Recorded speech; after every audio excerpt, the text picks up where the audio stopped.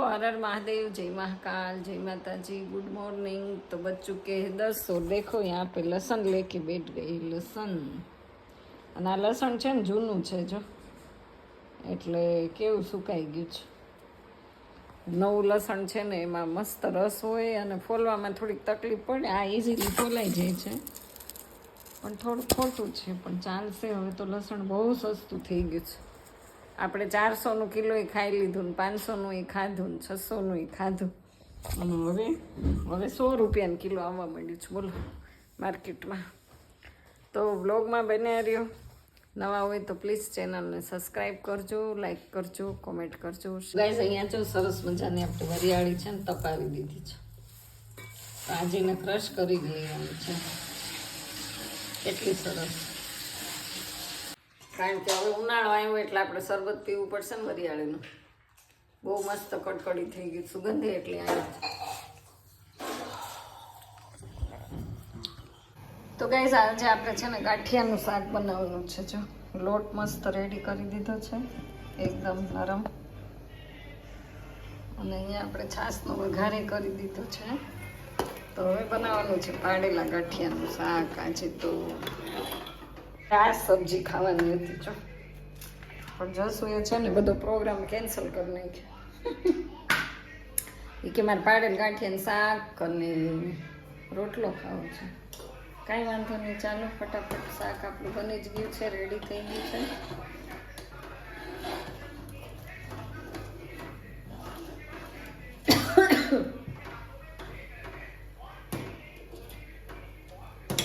બ્લોગમાં બન્યા રહેજો.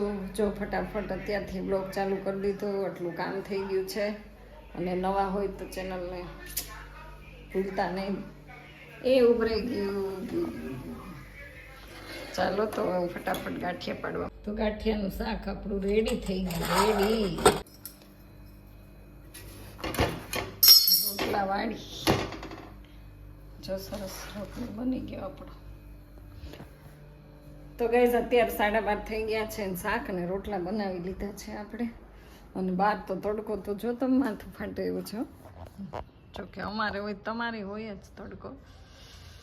ગાડી તપે છે ને ઝાડવામાં નળી મૂકવાની છે, તો ફટાફટથી રોટલો ચડે એટલે ફળિયામાં જવાનું છે. કેટલો તડકો.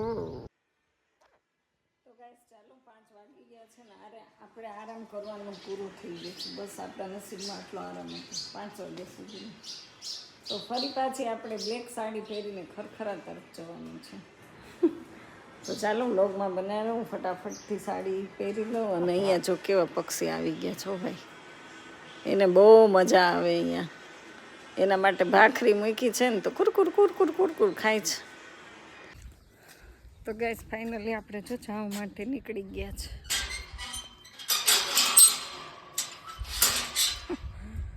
જો હું વિડીયો ન બનાવું ને તો આજનો મારો બ્લોગ જ ન બને, એટલે પછી કાળી સાડી પહેરીને બનાવવું પડે.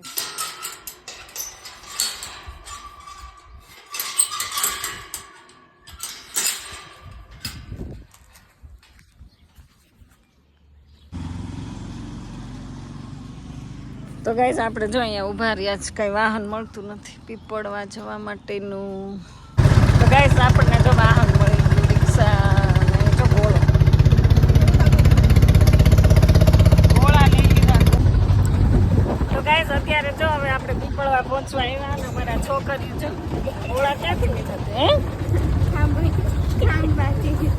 ખાંભાથી રેડી લ્યો. તો જો આ ગોળાની ખરીદી કરી. ઉનાળો આવી ગયો કે નહીં? કેટલા ના આવ્યા? 850 અને અમારા આને જો આ રૂપાળીને બહુ દાંત આવે છે. કેમ હસવું આવે છે? હે આ છોકરી છે ને હોસ્ટેલમાંથી આવતી રહી, બોલો પાછી હોસ્ટેલમાં મૂકી દેવાની છે. આ જો ભેંસું ધણ આવે છે. જે તો આ ભાઈ આ તો આ મારા નાના સબસ્ક્રાઈબર છે. કા રોજ જોત ને મારો વિડીયો? તો પછી રોજ જોઈ તમારા વિડીયો? રોજ જોઈ. તો કોમેન્ટ તો કરો જ, કોઈ દી લાઈક કરો જ. અરે વાહ, તો જો આપણે નાના સબસ્ક્રાઈબર છે હો. આજે વિડીયોમાં આવી ગયો. ગોળાની ખરીદી કરી. ઉનાળામાં ફ્રીજ લીધું કહેવાય. શું ફ્રીજ? આજ પાણી પીવાનું, ફ્રીજનું નહીં પીવાનું. અને તારે હોસ્ટેલમાં વયું જવાનું છો, પરાણે મોકલી દેવાનું છે તને. નવોદય પાસ કર્યું ને તે? સીએટી પાસ કર્યું. ક્યાં હતી પેલા? અહીંયા ભણતી, ખાંભા પરીક્ષા દેવા ગઈ, પછી ત્યાં પાસ થઈ ગઈ, પછી ભણવા ગઈ. એવું કાંઈ બહુ હોશિયાર છે ગાઈસ, તો એ હોસ્ટેલ ન ગઈ. અહીંયા ગોળા બધાએ પકડી લીધા ને હવે જો પીપળવા આવી ગયું. અને આમ રિક્ષામાં બેસી ગયા છે. જો ગાયું ધણ આવે છે ઘરે ને અમે જાય છે બાર ગામ. એવું છે.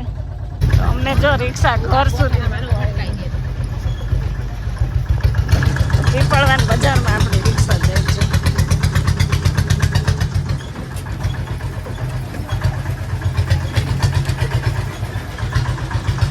ઘરે મૂકવા આવે છે ભાઈ આપણને રિક્ષા.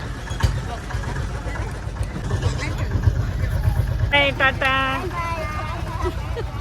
ગોળા ફૂટે નહીં હો, તમારી જવાબદારી છે.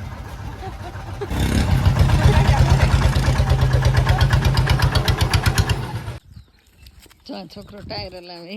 દોડ જણલી એમ નો હલાવાય એ ભાઈ.